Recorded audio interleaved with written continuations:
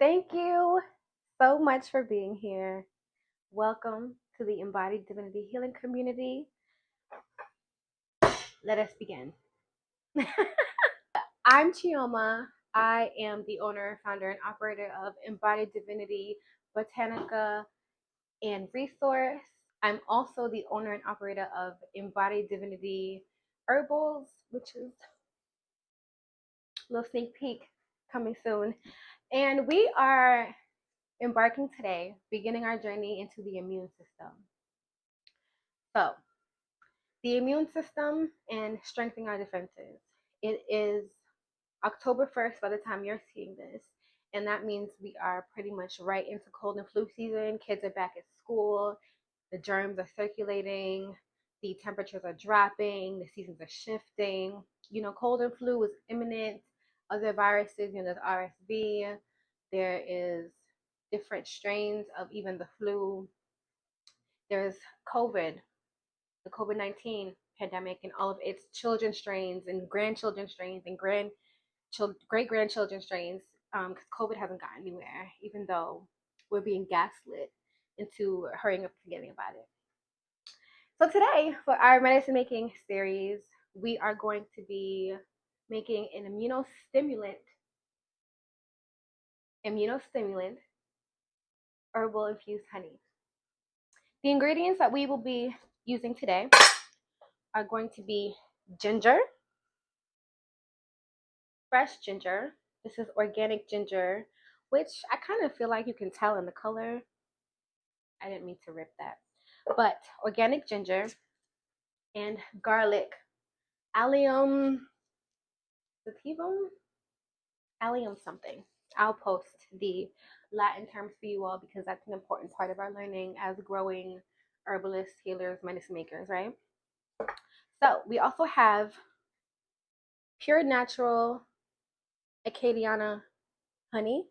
This is a certified Cajun Louisiana product. And for me and my purposes, that just means that it's local. Raw, unfiltered honey is going to be your best bet. It's an environmental hack, right, to use honey as an immune system ally because honey is a product of bees, which is why it's not vegan. Did you know that? But it's a product of bees, and bees are the messengers of our environment and our ecosystem, right? They transfer pollen and information between plants to encourage crops and gardens to grow. And it has all of that local plant knowledge baked into it. Allergies are also about to be treacherous in these seasonal shifts. So this is not a vegan herbal tool that we're creating today. That's very important to know, okay? So we're going to begin. So you can either peel your garlic or not. I usually do not peel garlic, but for today's purposes, I will. Okay, I'm gonna put our garlic to the side. Now, we're not gonna be doing a ton of measuring today. And the amount of material you see before us is literally all that we need. And we're gonna make a decent amount of medicine with this little bit. You know what I mean? Like, I would recommend 8 ounces of honey. You don't need a honey this large. I just got a larger honey because I am going to be working with honey a lot in the next couple weeks. We're gonna go through. We're gonna peel her. Real cute stuff. Start smelling that yummy, spicy ginger magic. So we're using garlic and ginger today because both of these herbs are considered immunostimulants. And I'm leaning on them today as an immunostimulant medicine making session for us because we're going to look at immunostimulant supportive herbs and immunomodulating supportive herbs. Immunostimulant herbs are going to catalyze and kickstart and help kickstart your body's immune function, immune response. An immunomodulator herb is going to be best for folks whose immune systems are already quite active, maybe even a little aggressive, or yeah, a little aggressive, because there's a certain amount of aggression in immune system function before there's we're more into the area of autoimmune deficiency, autoimmune challenges, autoimmune illnesses, deficiencies. Um, an example of an overstimulated, overactive, overaggressive immune system can look like allergies, allergy response. That's your body responding to pollen and dust super aggressively, because your immune system's job is to meet invaders at the door and check them. Okay, and if they are perceived as a threat, they will be handled as such. Asthma is another example of an overactive immune system, because that is, again, your body responding to particles that are not necessarily intruders or harmful, but your immune system is perceiving and regarding them as such.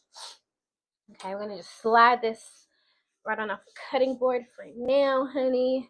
Don't look at it. So, some of us need immune system support that is more stimulating, and some of us need immune system support that is more calming. So today we are focusing on stimulation. So ginger and garlic are both warming girls, right? They both are like inherently spicy. They're also are both major immune they're both major digestive system allies, especially ginger. I mean, really both of them, right? And like many herbs, they are most potent fresh, and are very safe to consume fresh. They might not be fun to consume fresh. I'm looking at you, Miss Garlic, but they are most medicinal fresh, which is not the case for every herb, because some herbs you cannot safely ingest fresh. So we always want to do our research, lean on the herbalist who exists, come and lean on me. Y'all know how to find me. You feel me? So boop boop boop boop boop boop boop boop. I probably should have pre-peeled my garlic, girl. I mean my ginger. Then I have to peel the garlic too. But yes. Um, as for garlic, so if we're thinking about what this honey is going to be able to do when it's done, this honey is going to be a great preventative measure for immune system wellness, but it's also going to be very helpful in times of illness, right? So if you come down with a cold, this honey, between the honey itself, the ginger itself, and the garlic, oh, honey. The ginger is an anti-inflammatory girl, right? She's anti-inflammatory. She brings ease to the digestive system in most cases. When you're experiencing upset stomach, gas, um, digestive challenges, nausea, ginger is that girl. Okay, we use her for a lot of things. And anytime you're getting at your gut health, you're getting at your brain health. And anytime you're getting at your brain health, you're caring for your nervous system. And anytime you're caring for your nervous system, you are caring for your whole body, because your nervous system is where all of the directions from the brain to the body take place, are handled, where the orders are sent from. You feel me? And in many, many, many, many, many cases is where a lot of illness and disease begins in the nervous system. You know? So we really have a triple threat, triple quadruple threat thing happening with just the ginger alone. Okay. Did I mention that ginger is a popular anti-inflammatory ally as well? And we experience inflammation when we're fighting infections. And so ginger's just gonna be there for us. She's gonna be there for us, okay? So next we're gonna go ahead and get our garlic prepared. So garlic is antimicrobial. Antimicrobial means that it will rid of virus, harmful bacteria. Um, it's cleansing. You know, you hear antimicrobial in the same instances where you hear about things being antibacterial or things have being antiseptic and having the ability to effectively clean a thing and prevent harmful bacteria growth. Garlic is that girl.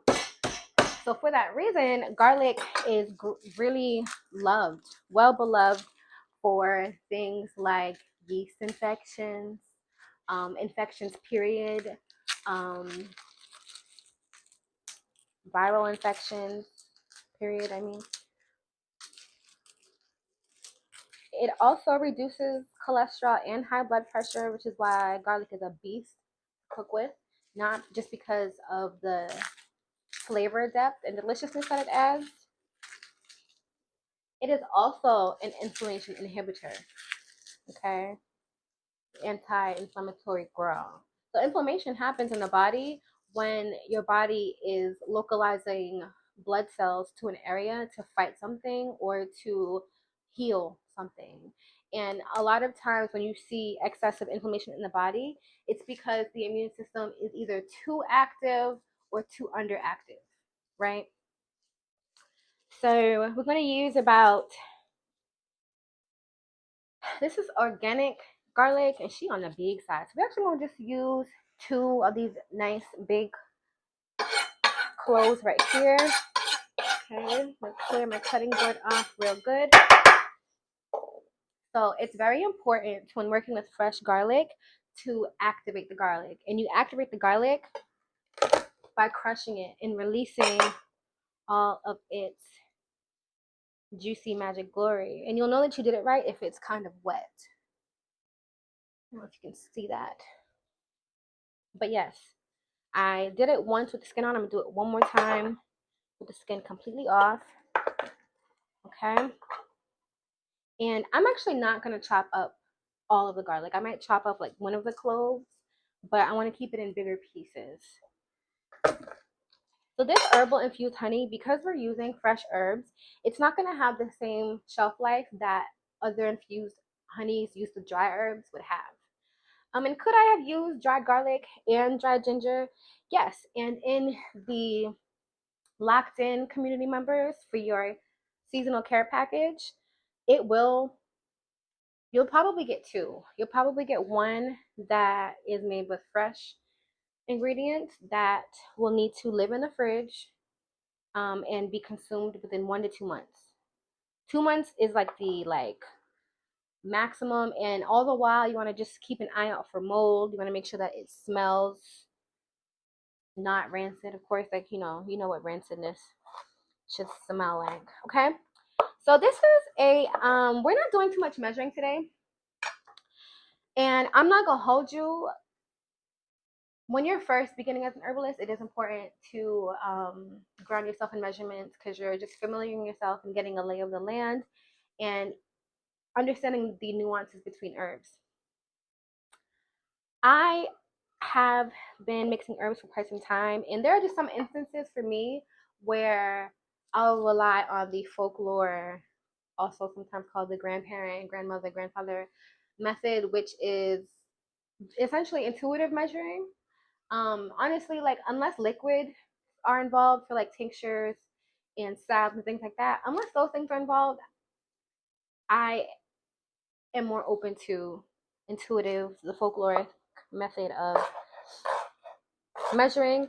Just because on one hand it be pretty much spot on, and the other hand it's intuitive, and you have to allow space for intuition to move freely in your practice when you're medicine making, right? So I'm chopping down my ginger. I said I wasn't gonna chop both cloves of garlic. I guess I lied because I don't see the other. Sometimes you just get to talking and spirit takes over. So maybe spirit was like, girl, hush, chop that garlic. That's what I'm saying though. You gotta allow space for spirit in the room.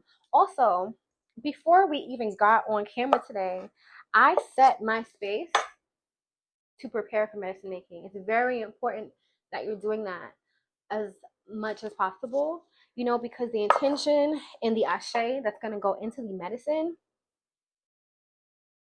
All right, let me show y'all individually about how much I have of each thing. But yeah, the ashe that goes into the medicine, whatever is in your environment is part of that, right? What you're listening to, the cleanliness of it. Okay, so we have about this much garlic. No, actually, I'm gonna add a little more garlic. Hold on, because I feel like I lost that other clove. That doesn't really look like it's both cloves. Okay, this one I'm gonna keep whole, like I said. I was supposed to do the first time. So yes, honey. This honey is gonna need to steep for about 2 weeks, and then it'll be ready. That's also intuitive too. Sometimes, preparation times for certain things. Like sometimes I'll make an infusion, a preparation that needs, let's say, 2 weeks to steep. But if I get to 10 days and I'm, you know, checking on it, checking it, and I feel called that it's ready, or the time for me to use it has come, I'm gonna use it. You know what I'm saying? Like make space for intuition and for your gut. So this is how much garlic we working with. Don't mind too little. But this is how much garlic we got, it looks like, okay? I'm gonna add the ginger now. And really, I could have done a jar half this size, but I do want to have enough of this for the next month or so or two. And I will be using mine, honey. I'm gonna put a little bit more ginger, but I'm gonna try to more so smash it than chop it. Just to get some, ooh, yep, release that wet gingerness, okay? So this is how it looks after we've added both. So we're gonna open up our honey, honey. Y'all like that? Honey, honey, I can feel that we're healing all the way from here. Can't you see the glow of my immune system? Okay. So we're gonna take our honey and we're gonna fully submerge our garlic and our ginger, and we're not gonna stop until it's fully covered the rest of the way with honey, because some of the pieces are starting to float to the top, and I want to make sure that even if that continues to happen, that everything is properly submerged. Okay, so it's already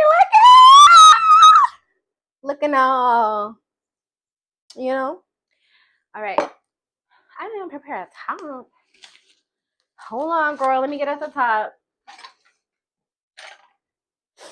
Okay, so I'm gonna get a top, but I'm gonna grab some parchment paper to line it, because ever since I made a big, and I mean big, batch of fire cider, my first year making fire cider, which you're gonna get too soon, girl. You know, I'm gonna just share my fire cider recipe, because there are so many different medicine making fire cider things out there. So I'm not gonna do a new one. My recipe is the same, to be honest, as it was last year.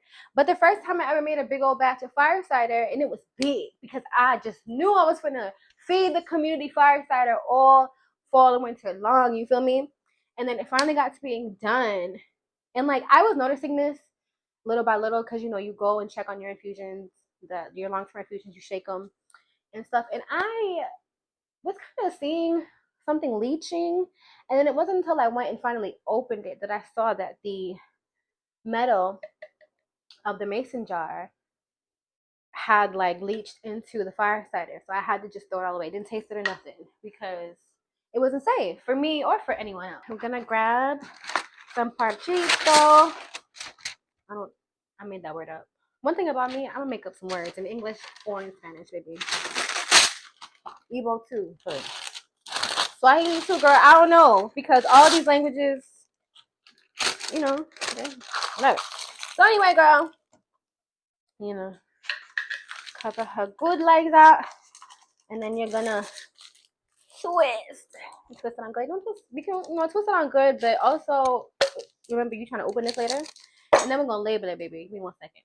So you see, we named it Immunostim for immunostimulating, garlic, ginger, honey, M93025, R107. So M means made, R is ready. And there are many ways to label your things. It's just very important that you have the ingredients, what all is in here, when you made it, and when it should be ready to strain. That's very important. Labeling any of your herbal infusions. And if you think you won't forget, it's easier than you think, okay? I still have to remind myself to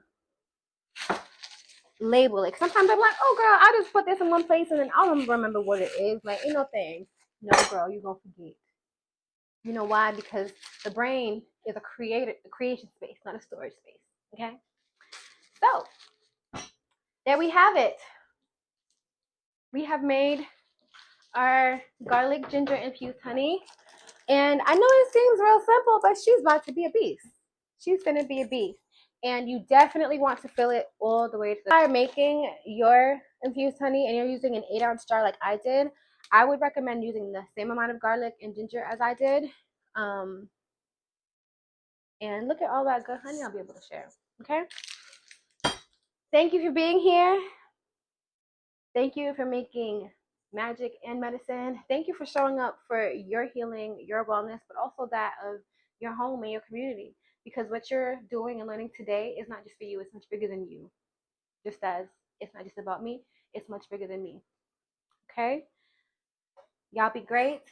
Enjoy your day. Happy new month. Happy October. Happy immune system strengthening. All right? Now, y'all go and embody your divinity because it's yours. But don't you come in between anybody else embodying theirs.